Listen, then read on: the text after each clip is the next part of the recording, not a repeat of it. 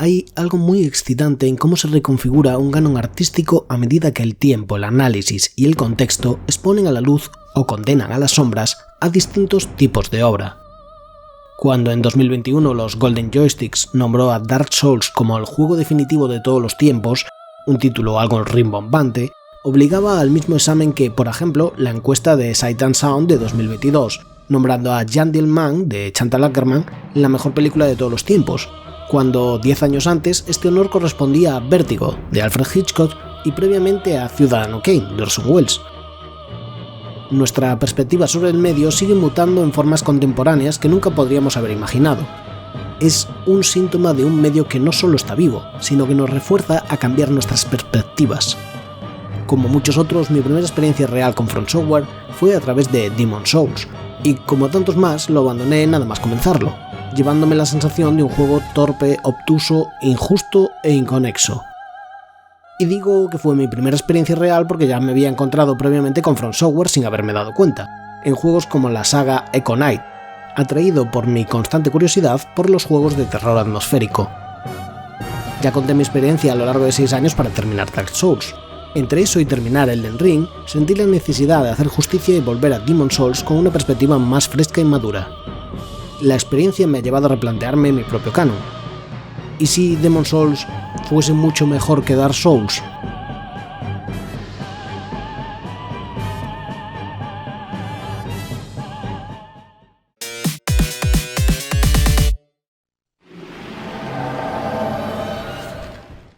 No es ningún secreto que From Software no era una compañía de primera línea durante sus inicios. Las sagas Kingsfield y Armored Core mantenían un fiel grupo de jugadores, sobre todo en Japón, pero también mantenía un perfil relativamente bajo. Así, la empresa se gestionaba en base a juegos pequeños que solo tenían que vender suficientes copias para no perder dinero. El intento de salir de esa situación se tradujo en muchos y distintos experimentos, buscando una nueva marca o género que les hiciera destacar, a veces como en el caso de Shadow Tower o Eternal Ring, reinterpretando las mismas ideas de Kingsfield bajo otro nombre. Esa constante situación de iteraciones permitía un refinamiento en las mecánicas y las habilidades de equipo. Aunque la fantasía oscura de Dungeon Crawling de Kingsfield es una seña de identidad que se ha mantenido en sus posteriores juegos, también la movilidad y la gestión de recursos de los Armored Core ha sido una influencia notable. Así podemos ver extraños intentos de llevar una combinación de ambos con juegos de acción en tercera persona como Evergrace, Forever Kingdom, Lost Kingdoms o Kuon. From Software ya estaba enfocado en ese viaje exploratorio mucho antes de que hiciera aparición Hidetaka Miyazaki, un joven contable que dejó su trabajo después de jugar al Ico de Fumito Ueda y contemplar las posibilidades del medio para realizar el tipo de ficción fantástica que le atrapaba. Aunque la mayoría de empresas en Japón no estaban interesadas en un empleado sin experiencia previa, las peculiares condiciones de From Software suponía que al menos iban a darle una oportunidad. Pronto Miyazaki se encontró como uno de los planners de Armored Core Last Raven. Un planner es un oficio casi exclusivo en la industria japonesa, una suerte de híbrido entre diseñador de mecánicas y productor, que se asegura de mantener el control sobre los tiempos y recursos del proyecto para llevarlo a buen puerto.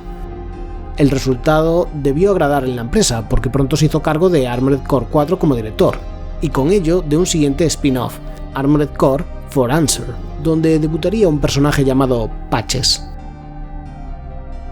En este último se encontraba trabajando cuando escuchó hablar que otro departamento de la empresa estaba desarrollando un nuevo proyecto de fantasía. El reciente éxito de The Elder Scrolls Oblivion en Xbox llevó a Sony a preguntar a los equipos bajo su supervisión si tenían proyectos similares, lo que envalentonó al equipo de From Software a intentar trasladar años de experiencia en Kingsfield y similares a un proyecto de esas ambiciones. Miyazaki, ocupado como estaba con otro juego, solo podía lamentarse de no formar parte del equipo. El desarrollo demostró ser terriblemente complejo. Llegado a un punto, el juego ni siquiera tenía un prototipo funcional. Tanto era así que para cuando Miyazaki quedó libre de sus obligaciones con Armored Core For Answer, el proyecto todavía se encontraba en una fase muy prematura, y la propia empresa daba ya por asumido que solo generaría pérdidas. Sabiendo que tenían que entregar algo a Sony, aunque no fuese ni por asomo lo prometido, Miyazaki aprovechó la oportunidad para ofrecerse al equipo que, por supuesto, no sabían de la obsesión de su nuevo director por la fantasía oscura. Aunque con el paso del tiempo se puede percibir las amplias referencias culturales de Miyazaki en su obra, siempre ha señalado los librojuegos de Fight and Fantasy, o concretamente Steve Jackson's Sorcery, como la principal inspiración, por la libertad que otorgaban al lector jugador, pero también porque ofrecían múltiples callejones sin salida, ocasionalmente terminando en muertes ridículas que eran tan divertidas de explorar como la ruta idónea en la aventura. Además, muchos de sus libros centrados en la fantasía medieval occidental venían en inglés, por lo que Miyazaki solo podía entenderlos hasta cierto punto. Esto despertaba su imaginación, rellenando los huecos con sus propias ideas y teorías. Desde la barrera cultural, podían ser grimorios prohibidos que había que descifrar, lo que se ajustaba como un guante a su amor por el género. Miyazaki tomó las riendas del proyecto Demon's Souls con una visión muy clara y contundente. El jugador se despertaba en un espacio entre mundos, conocido como el Nexus, mantenido por la figura del Monumental, que nos pide que destruyamos a los archidemonios que han conquistado los distintos reinos después de que una misteriosa niebla los rodeara. De los 6 reinos planeados, solo se llegaron a hacer 5, con el sexto mostrado bajo una piedra rota que nos hubiera llevado a un paisaje nevado con gigantes. En esta situación, Miyazaki y su equipo tenían una enorme libertad creativa pero recursos muy limitados, que les obligaba a ser muy precisos en las decisiones. Intencionadamente seguían hablando a Sony del proyecto en los términos más vagos posibles, en especial para no desvelar la querencia del equipo por juegos obtusos y crípticos que todavía mantenía, Kingsfield mediante, la obsesión por la dificultad elevada de los primeros juegos en una generación que se había vuelto obsesivamente más laxa en ese aspecto. Otra influencia notable fue Berserk, obra que fascinaba a Miyazaki desde los 15 años. Podemos ver también cómo algunas mecánicas como el sistema de orientación y fijado de enemigos de The Legend of Zelda o Ocarina of Time marcarían el sistema de combate. Consideraciones como esquivar, bloquear, la resistencia o la carga máxima de equipo, adaptado a las circunstancias de combate, podían parecer consideraciones genéricas de juego de rol, pero mantienen mucha afinidad con Rune's Quest. Con el desarrollo en su fase final, Shuhei Yoshida, jefe de CIE Worldwide Studios y la persona que podía darle un buen empujón en ventas al proyecto en la distribución internacional, jugó durante 2 horas sin conseguir ningún avance. Pensando que era sin duda un muy mal juego, Yoshida ignoró por completo Demon's Souls. Por suerte, tanto Bandai Namco como Atlus se interesaron en distribuir el juego fuera de Japón. Aunque las ventas fueron algo mejor en comparación con su país de origen, las críticas eran realmente tibias, con extrañas excepciones como la muy laudatoria reseña de IGN. Demon's Souls is one of the most rewarding, challenging games ever to hit the PS3. It may not be for everyone, but I still urge everyone to at least try it. It has a rare sense of accomplishment and should definitely not be missed. Bandai Namco entendió que From Software se encontraba en un momento delicado y podrían sacar partido a una futura secuela de Demon's Souls. Lamentablemente los derechos del juego se mantenían en Sony, así que la única manera era progresar con un nuevo juego, prácticamente idéntico en multitud de puntos, que hoy conocemos como Dark Souls, y aunque su desarrollo fue incluso más problemático que el de Demon's Souls, esa es otra historia. Sony entendió pronto que había dejado ir a un valioso equipo de desarrollo y trató de enmendarlo cuanto antes, primero asegurándose una exclusiva para PS4 en la forma del nuevo juego de Miyazaki, Bloodborne, y más tarde utilizando el remake de Demon's Souls de Bluepoint Studios como principal reclamo para PlayStation 5. Del juego que nadie quería a ser recibido con honores.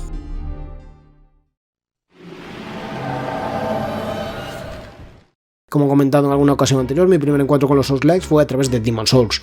Tras probarlo un buen rato sin entender muy bien sus mecánicas y morir varias veces, lo dejé de lado y no he vuelto hasta esta ocasión. Entre medias he terminado Dark Souls, DLC incluido, y Elden Ring, y jugado a Sekiro. Y mientras escribo esto me encuentro sumergido en el DLC de Elden Ring Shadow of the Erdtree, al que he saltado nada más concluir Demon's Souls. Regresar con el aprendizaje obtenido en los 2 títulos más populares de From Software ha hecho esta experiencia muy placentera, otorgándole una familiaridad a las situaciones que se hace patente en cada paso del camino. Como Demon's Souls se puede abordar de manera no lineal, he tomado el camino más recomendado en guías online para buscar un equilibrio de dificultad. La intención del juego no es que completemos cada mundo por sí mismo, sino que vayamos alternando y explorando entre ellos hasta encontrarnos cómodos, no muy distinto de cómo Elden Ring aborda el mundo abierto con la posibilidad de regresar más adelante una vez estemos más preparados y experimentados, o como la segunda mitad de Dark Souls nos pide abordar distintos jefes en cualquier orden para completar la aventura. Veamos cada uno de los mundos que he visitado.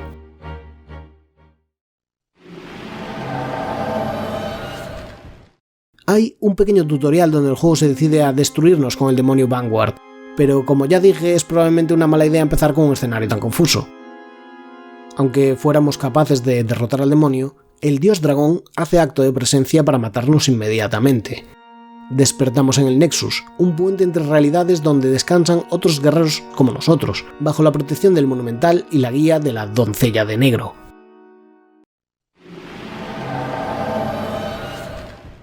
Este asalto al castillo de Boletaria es una pequeña lección de introducción a los conceptos del juego.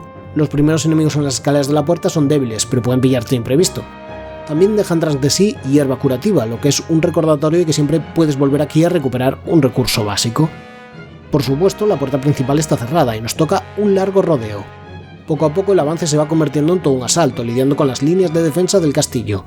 En lo alto de la almena nos encontraremos con un caballero de ojos azules, el primer desafío que nos lanza el juego y nos obliga a participar del combate. Ya sabéis, rodar, usar el escudo, castigar los combos. Tenemos ahora mismo 3 caminos. Si descendemos por la torre opuesta a la que hemos subido y tras encontrarnos a unos cuantos masillas con intenciones explosivas, podemos mover una palanca y desbloquear nuestro primer atajo. Aquí también podemos encontrar Clean Ring, un anillo que nos permite mantener algo más de vida cuando morimos, porque resulta que, cada vez que morimos en forma humana, volvemos a la vida con menos salud. Esto es un aspecto de Demon's Souls muy criticado, pero que creo que se toma con la perspectiva incorrecta. No nos están quitando algo que ya teníamos, porque el juego ya está balanceado para que no estemos con frecuencia en forma humana. De hecho, la forma humana es en sí el aliciente. Pensad en ello como un impuesto, como el IVA. Naturalmente, por la manera en la que presenta al jugador, no le ve como un refuerzo positivo, sino como un injusto castigo, pero es tan solo eso, la manera en la que se presenta. En el otro extremo de la almena tenemos a un guardia de ojos rojos custodiando una puerta. Si nos obcecamos en intentar vencerlo con el bajo nivel y poco equipo del que disponemos, nos encontraremos con que la puerta que custodia está sellada a cal y canto. Si seguimos hacia el interior del camino, por la puerta que custodiaba el guardia de ojos azules nos espera defendernos de una larga fila de guardias en un patio interior. Aquí conoceremos a nuestro primer mercader y tendremos un oportuno encuentro con Ostrava de Boletaria, el príncipe al que rescataremos de una delicada situación. Continuamos por las almenas, usando a nuestro favor unas piedras rodantes contra nuestros enemigos. A lo lejos divisamos 2 dragones descansando en una colina. Si nos aproximamos podremos conseguir unos cuantos objetos valiosos de los cadáveres a sus pies, pero el riesgo es muy elevado. Progresamos a través del puente preparado para recibirnos con ballestas y obstáculos de todo tipo, aunque no importa, porque el dragón rojo elige en ese momento para atacar el puente, despejando el camino. Al final del puente una palanca nos permite por fin abrir la puerta principal. Descendemos por una de las torres, acabando con unos enemigos similares a un limo, llamados hoplitas. En la puerta principal nos recibe el primer jefe, Phalanx, formado por una docena de hoplitas. Es un enemigo lento y vulnerable al fuego, y nuestro objetivo es que los hoplitas se separen para luchar contra ellos uno a uno y mermar las defensas de Phalanx. Con el núcleo expuesto no queda más que castigarlo y reviviremos como humano. La doncella nos recibe en el Nexus, donde el Monumental nos quiere explicar en detalle qué está pasando. Los Monumentales son un grupo que se dedica a mantener el tejido de la realidad. Hace mucho tiempo un demonio conocido como el Antiguo despertó, tragándose medio mundo bajo la niebla. Aunque pudieron detenerlo, decidieron prepararse para el futuro, distribuyendo 6 menhires por los 6 reinos. Con ellos podemos teletransportarnos a los distintos reinos en busca de las almas de archidemonios que asolan esas tierras. Parece lógico continuar por donde ya hemos estado y seguir más allá de la puerta principal una vez derrotado Phalanx. Ahora nos espera un puente mucho más largo y resguardado, y si esperábamos la ayuda del dragón rojo como antes, nos encontraremos con que este es otro enemigo a batir. Tenemos que progresar por debajo del puente, aunque eso implique tener mucha menos luz que hasta ahora, algo a lo que el juego nos va a acostumbrar a la fuerza. Podemos también derrotar al dragón gastando un dineral en flechas y teniendo una paciencia extrema, pero no es lo más recomendable. Al otro lado del puente nos espera nuestro segundo jefe, Tower Knight, y viene acompañado de multitud de arqueros en las almenas. Debemos subir y acabar con estos primero, pero luego perdernos entre los tobillos de Tower Knight buscando su talón de Aquiles. Personalmente lo acabé derrotando quedándome en las almenas, rodando para esquivar sus ataques y disparando magia desde lejos. Nada que lamentar. Lamentablemente no podemos seguir progresando en el castillo de Boletaria hasta que contemos con un alma de archidemonio. Probamos en el siguiente mundo, la tierra de minería de Stonefang. Aunque encontraremos un nuevo herrero y un mercader en la entrada, así como enemigos con protección contra armas punzantes y fuego, lo que nos obliga a tomar nuevas estrategias. De los enemigos más destacados de estas zonas, los oficiales gordos que se ríen y disparan fuego. Subimos por las minas y forjas hasta una salida donde podemos activar un ascensor hasta el herrero. Más adelante usamos otra palanca para drenar la lava y poder acceder a otro nuevo ascensor, que nos lleva hasta el jefe de esta sección, Armor Spider. Aunque desde lejos lanza temibles llamaradas que nos matarán al instante, en la distancia corta suele quedarse muy expuesta, lo que hace ideal rematarla a machetazos.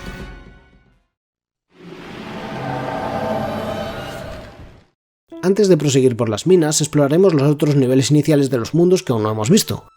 La piedra de la Torre del Atria nos traslada a una prisión fuertemente custodiada por azotamentes, enemigos muy peligrosos que pueden paralizarnos y matarnos de un solo golpe. La prisión es un laberinto donde debemos subir y bajar entre distintos pisos hasta que podamos salir al exterior. Antes nos encontraremos con una extraña vendedora, y con Frieke, un sabio que nos enseñará magia si encontramos la llave con la que liberarle. En el exterior, un puente conduce a una iglesia fuertemente custodiada por una gigante dama de hierro que dispara grandes proyectiles. La idea es volver a la prisión y encontrar una salida alternativa que nos sitúa detrás de la dama de hierro, y por tanto nos permite desactivarla. Subiendo las escaleras de la iglesia nos topamos con nuestro primer fantasma negro, invasores que toman nuestro mundo y, una vez muertos, no vuelven a aparecer. No es gran problema, pero el jefe que nos espera en la iglesia es otro cantar. Fool's Idol castiga con sus hechizos, crea 2 copias más para distraernos y se teletransporta cuando recibe mucho daño. La clave es subir al piso superior de la iglesia y allí matar a un anciano que parece estar ayudando a Fool's Idol. Encima aquí encontraremos la llave de la celda de Frieke. Después de eso es cuestión de evitar el daño de Fool's Idol buscando la copia correcta y machacarla. La isla de los hombres sombra es un lugar lleno de esqueletos, donde se rinde culto a guerreros muertos y a una criatura devoradora de humanos. El cielo está cubierto de mantarrayas que disparan potentes aguijones desde la distancia. Aunque este castillo se encuentra en ruinas y no es un asalto tan complejo, los esqueletos son especialmente duros de por sí, aunque no tanto como nuestro viejo amigo el demonio Vanguard, que, si bien temible, una vez le hemos tomado por la espalda y explotamos algunas de sus debilidades, como su poca movilidad, podemos devolverle el favor de enviarnos al Nexus. En una celda podemos encontrar a Bleach, otro mercader que no se unirá al Nexus, sino que se quedará aquí para nuestra conveniencia. Progresar por el borde de la isla es una temeridad, pero es el único camino. Peor si las matarrayas y los esqueletos nos atacan sin avisar. Al final de este largo camino se encuentra Adjudicator, la bestia devora hombres. Menos mal que también podemos tomar un atajo usando un bien medido rol desde una torre y evitarnos tanta caminata. Adjudicator no supone una gran amenaza si nos movemos constantemente y apuntamos a su sombrero de pájaro.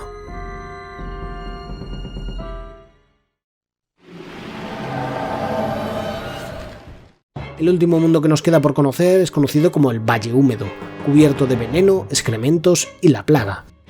Descendemos por precarios andamios llenos de goblins traicioneros, pero muy débiles, antes de encontrarnos con goblins un poquito más creciditos. Algunas ratas molestas podrían contagiarnos la plaga si no las eliminamos desde lejos.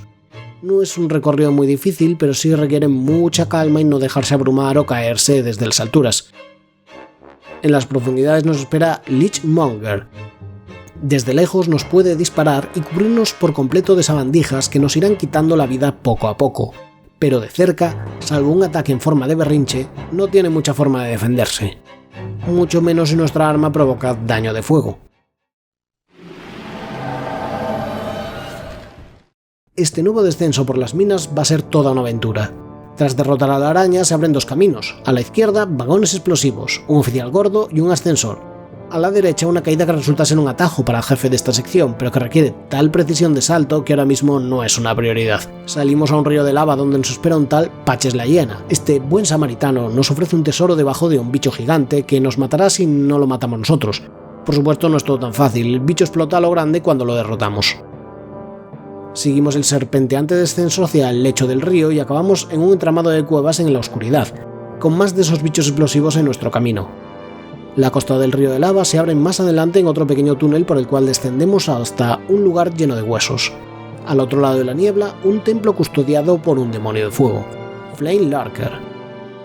Quizás esta sea la pelea que más recuerda a los futuros juegos de From Software, con un enemigo incansable con diversos combos y muchas fortalezas.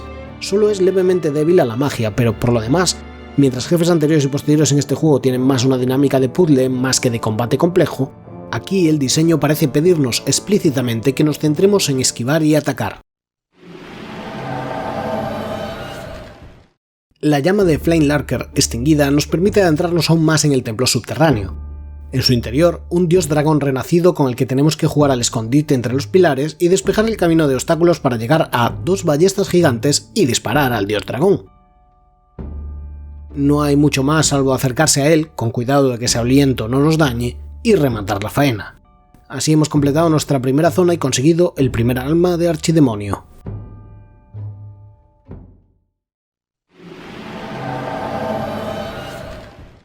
Podríamos ir ya de vuelta a Boletaria, pero sigamos explorando los otros mundos de momento. Desde la iglesia ascendemos al puente en uno de los mejores paisajes de From Software, las torres del Atria que se extienden en las alturas, unidas por cadenas. Es nuestro deber cortar estas cadenas para desbloquear el camino a la Torre de Marfil. Durante el trayecto nos veremos las caras con gárgolas y algún azotamentes. Subiendo las escaleras veremos lo que las cadenas están sujetas por cultistas aprisionados. Los liberaremos de su miseria y con ello soltaremos la primera cadena. En una celda encontramos a Jult, el jefe silencioso, que nos pide por favor que nos apiademos de él y lo liberemos. Pero como ya he jugado Dark Souls y me veo venir que no es de fiar, decido matarlo allí mismo. Yep, tenía razón. Usando su jaula como un ascensor descendemos a un pantano lleno de 100 pies humanos. Desde allí podemos ascender a la siguiente torre y romper la segunda y última cadena. Con el corazón gigante fuera de nuestro camino, aunque ahora todo infestado de 100 pies humanos, podemos ascender hasta lo más alto de la torre. Allí nos espera un nuevo jefe, Man-Eater, otra gárgola con un peligroso ataque con la cola y uso de magias muy poderosas que vuela y aterriza con bastante celeridad en un puente muy estrecho. Para nuestra desgracia, Man-Eater se ha traído a su hermano gemelo al que también tendremos que derrotar.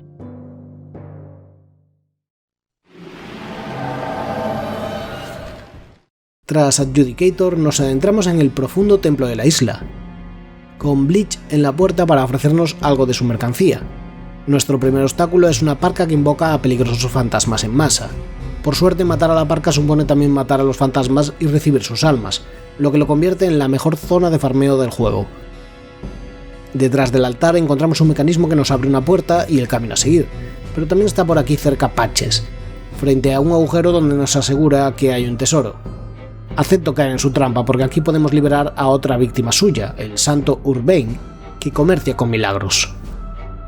En el agujero enfrentamos a un fantasma negro y ascendemos para dejar a Patches sin habla. Volvemos a bordear los acantilados de la isla con sus mantarrayas y esqueletos para volver a descender más en el templo. Un par de parcas con sus fantasmas nos complican las cosas, pero no tanto como otros espíritus invisibles que nos apuñalarán sin ninguna consideración. En el fondo del templo, una caverna llena de babosas luminescentes y fuego fatuos explosivos. Podemos simplemente ignorarlos y seguir adelante. El jefe que nos espera parece temible, nada menos que el viejo héroe que es... ciego. Así que no supone ningún problema. De hecho, casi me hace sentirme como una mala persona por vencerlo.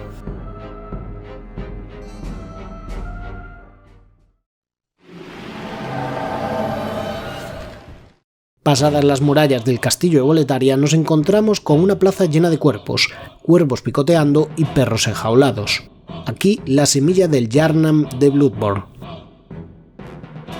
Un oficial gordo parece burlarse de nosotros mientras los soldados lanzan trampas para impedirnos el paso. Con la puerta cerrada tenemos que dar un rodeo por un circuito sorprendentemente dinámico. Toda una serie de emboscadas orientadas a avanzar por el castillo, golpear a los oficiales por la espalda y abrir la puerta principal. En cuanto nos dirigimos a abrir la puerta, escuchamos los gritos de auxilio de Ostrava de Boletaria. Una vez más, ayudamos al ingenuo príncipe en búsqueda de su padre. Cercana a la puerta principal se encuentra una prisión donde Bior, de los colmillos gemelos, se encuentra descansando.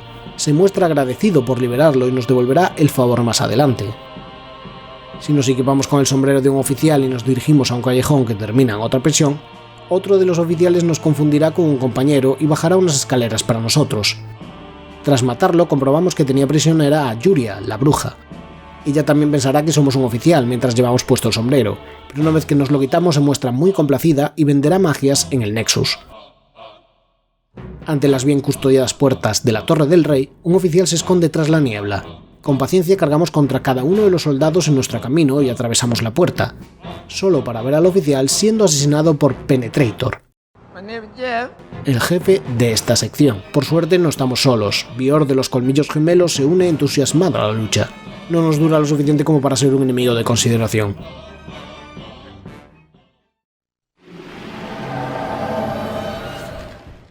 Si nuestro primer paseo por el Valle Húmedo fue relativamente tranquilo, aquí se acabaron las medias tintas. Tenemos que cruzar un largo lago de veneno donde de vez en cuando seremos asaltados por mosquitos y goblins, así como un fantasma negro. El truco es que los goblins ni siquiera se ven afectados ni por el veneno ni la lentitud de movimiento en el agua. Para cuando alcancemos la estructura de madera al final del lago, descubriremos que está mucho más poblado que al comienzo de este mundo, con goblins chamanes, goblins gigantes y un intrincado diseño. Desde aquí podemos desbloquear un pequeño atajo bajando un tablón para que sirva de puente y con ello tener un acceso más rápido hacia el jefe de esta parte. Dicho jefe no es otro que Dirty Colossus, muy intimidante pero también vulnerable al fuego y sin demasiada movilidad en las distancias cortas. Que arda este icono de la basura. Hemos venido a purificar esta tierra.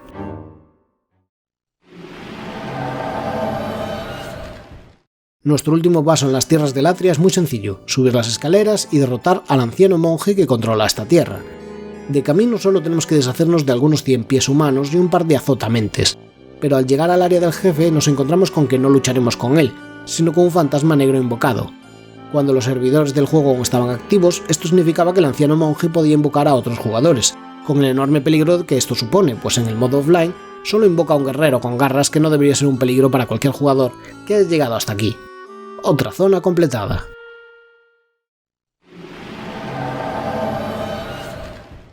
Sin tiempo que perder, continuamos en la isla para un último enfrentamiento. Al salir al exterior estamos a nivel del mar, en la costa, y el cielo está lleno de mantarrayas, incluido el rey de las tormentas.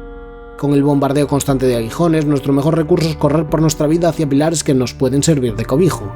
Entre ellos encontramos el cadáver de un guerrero y una gran espada. Cuando tomamos posesión de la espada, descubrimos que es Storm Ruler, capaz de cortar a través del mismísimo cielo y alcanzar a las mantarrayas. Unos cuantos tajos con cuidado y tenemos una buena caldeirada de raya. Nice. Nuestro penúltimo destino antes del gran final es terminar con el Valle Húmedo. Más allá del Dirty Colossus, descendemos hacia el mismísimo fondo de la cima, un lugar de adoración de los goblins, cubierto de putrefacción, cadáveres, peste y fetos ensangrentados. Y allí, la doncella Astraea, que se convirtió en demonio para salvaguardar a estas criaturas marginadas y abandonadas, y protegiéndola su fiel y poderoso guerrero, Gar Vinland. Si derrotamos a Vinland, tan solo tenemos que acercarnos a Astraea para ver cómo pierde la voluntad de vivir. Otro demonio ha muerto, pero ¿por qué esta vez no se siente como si hubiéramos librado al mundo de un nuevo mal? ¿Qué estamos haciendo realmente en este juego?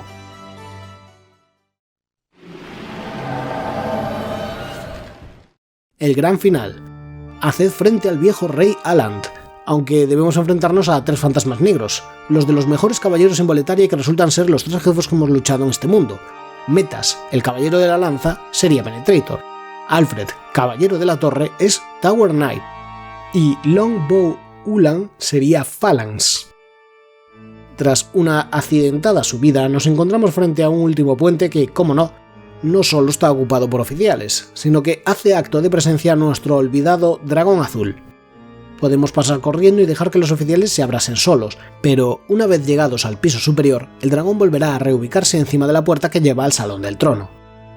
Bior de los Colmillos Gemelos está allí recibiendo la paliza de su vida, así que con un poco de buena coordinación podemos pasar al otro lado. En las escaleras de entrada nos encontramos a Ostrava de Boletaria. El príncipe da por perdido a su padre y, herido de muerte, nos entrega la llave del mausoleo. ¿Recordáis al guardia de ojos rojos en la primera sección del juego custodiando una puerta misteriosa? Con esa llave podemos abrirla y conocer al viejo rey Doran. Este nos reta a un duelo donde debemos demostrar nuestra fuerza para hacernos con un arma muy eficaz contra Aland. Doran es especialmente fuerte y resistente, pero por suerte no tenemos ni que derrotarlo. Cuando le hayamos quitado un cuarto de vida, admitirá que somos lo suficientemente fuertes y nos permitirá recoger la espada. Ascendemos de vuelta al trono, lamentando no haber matado al dragón azul, para ponernos cara a cara con el viejo rey Aland. Su pelea es relativamente manejable si se es precavido, con la salvedad de quizás el ataque más odioso que haya diseñado nunca From Software. Un agarre donde Aland puede quitarte todo un nivel de experiencia a nuestro personaje.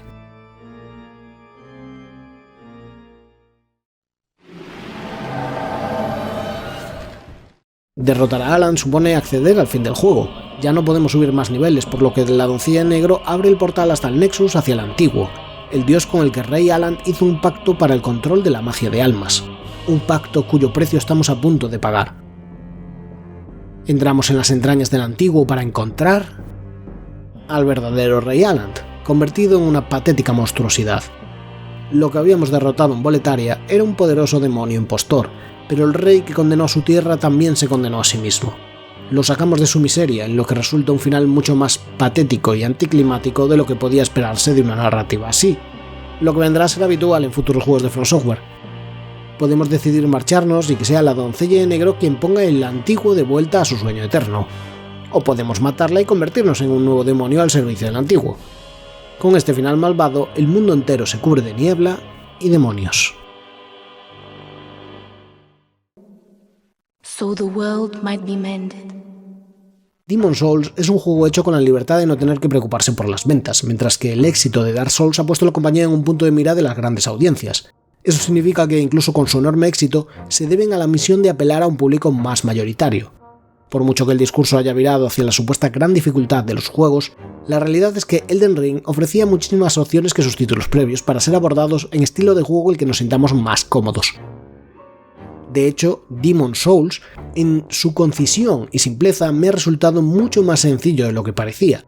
También hay algo en su atmósfera que lo ha hecho mi favorito de los que he jugado hasta el momento, quizás la baja fidelidad, la niebla, la extraña sensación de estar sumergido en un sueño congelado en ámbar, en un mundo en ruinas, estático, propio de una leyenda perdida.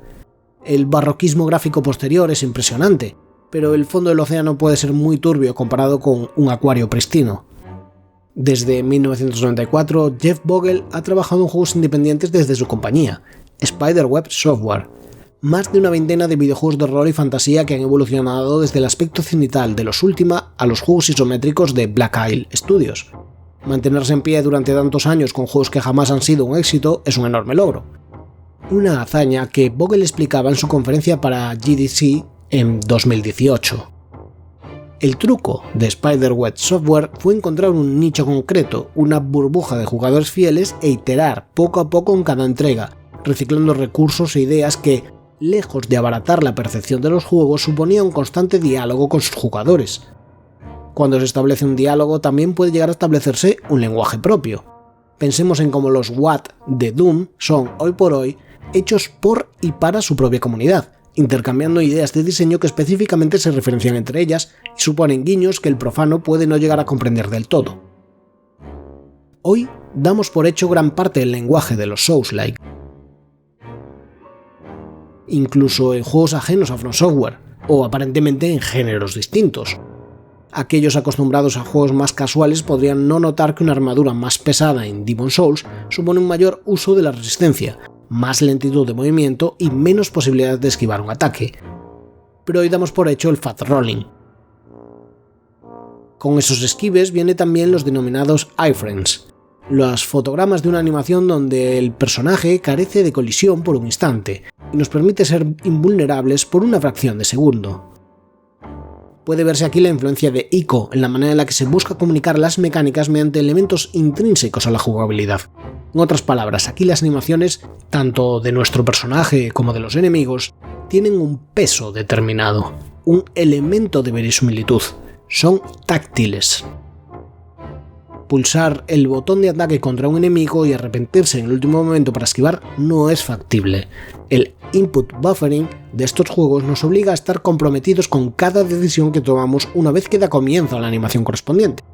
Esto puede ser frustrante porque resta libertad al jugador, pero también cuelga la responsabilidad de su parte.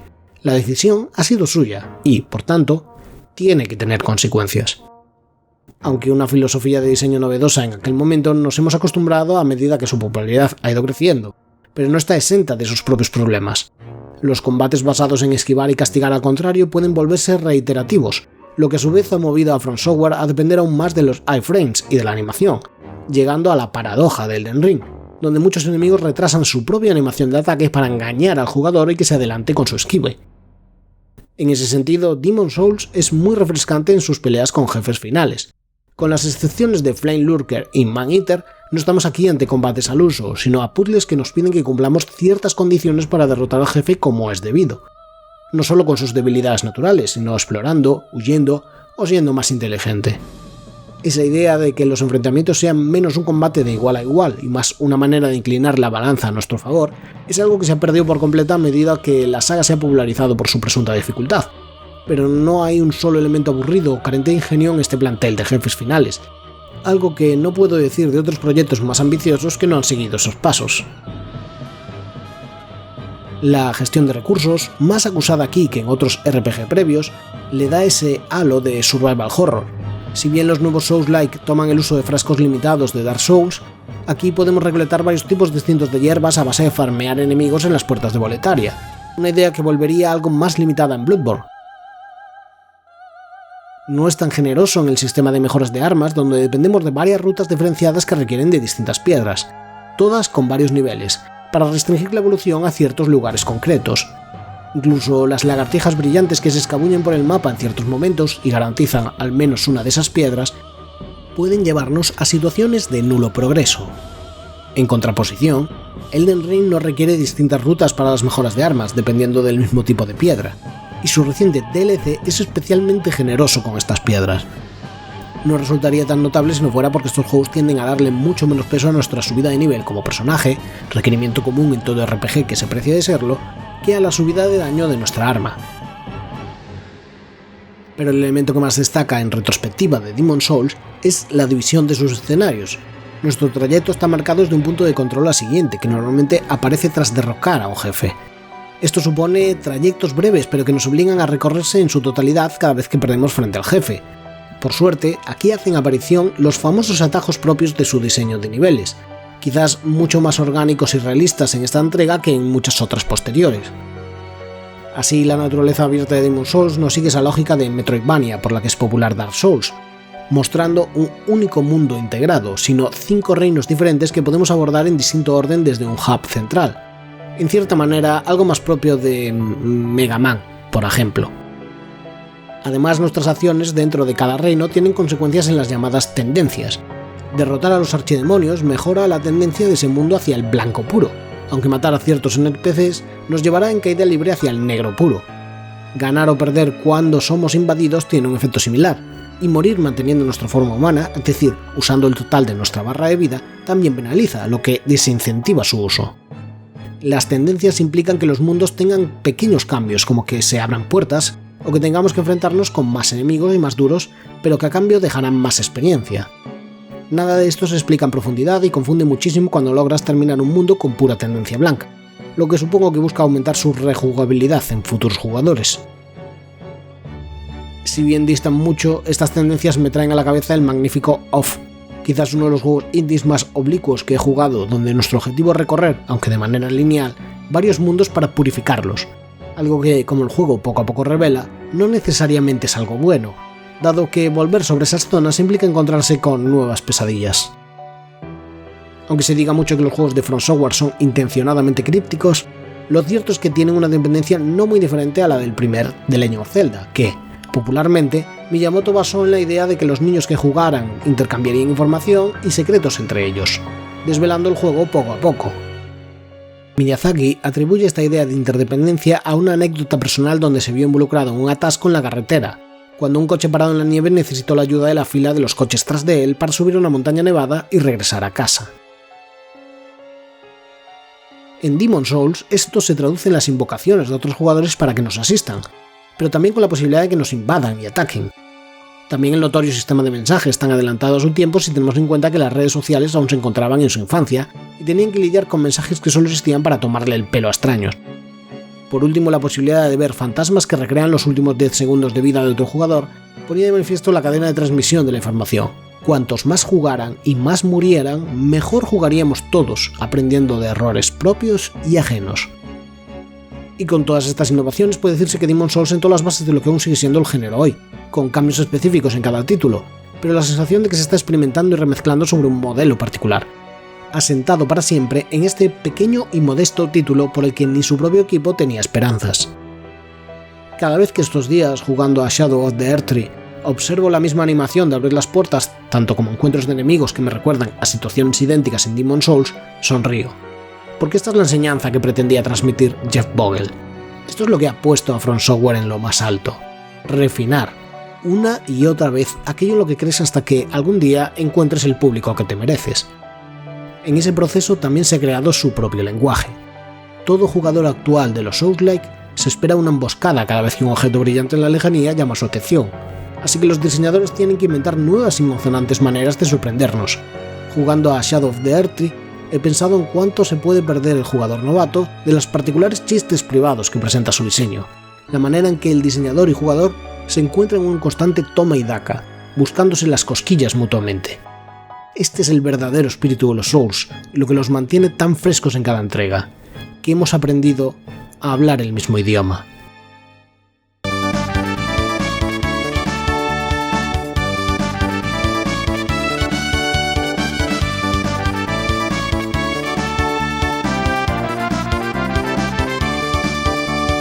All right, look, Morty, Kojima just wants us to reconnect to fractured society and stop the Death Stranding. What are all these ghosts? Those are the Death Stranding, Rick. Oh, okay. Yeah, I wasn't paying attention. Jeez, Rick, you know, we've been walking for a while, and I got this baby in a tube here. Maybe it's some sort of crazy upgrade. Hold on, I've got an idea. Hey, ow, stop, All right, stop! it's not an upgrade. Let's eat it. What? We can't eat it? It's a baby! Morty, what if it makes us run faster or jump higher? Okay, let's eat the baby.